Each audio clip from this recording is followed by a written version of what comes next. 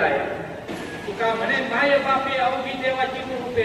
माझं म्हणणं हा विचार जर आमच्या लहान मुलाच्या मनात लहानपणापासून होता तर तो कधी आई बापाला वाईट वागवणार नाही. आज स्त्रियांवरती अत्याचार जिंकतो घालण्याप्रमाणे की काही मिनिटाला अत्याचार कुठं कुठं घडतोय. तुकाराम महाराजांनी सांगितलं परस्त्री माते समाज परस्त्री रघुमाई समाज पिटाळतो पर द्रव्य पर नारी त्या वाचून दुरी तो सोहळा.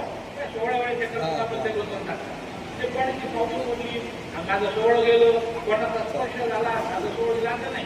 तर तुमचे वर्तणूक काय आहे त्याच्यावरून तुम्ही सोहळं एखाद्या ते तुकाराम महाराज सांगताय. माझं म्हणणं की अनेक प्रश्न नैतिकता समाजामध्ये समाजाची नीतिमत्ता ढासळते. जे पुढे संप्रदायामध्ये काम करणारे लोक आहेत त्यांनी अतिशय गांभीर्याने याचा विचार केला पाहिजे की जर आमचा संप्रदाय वाढतोय गल्लोगल्ली कीर्तन होत आहेत प्रवचन होत आहेत त्याने लाखोच्या दिंड्या दिसत आहेत तर समाजाची नीतिमत्ता का ढासळत चालली. आणि माझं म्हणणं असं आहे की समाजाची नीतिमत्ता यामुळे ढासळत चालली की समाजापर्यंत संतांचा मूळ विचार पोहोचत नाही.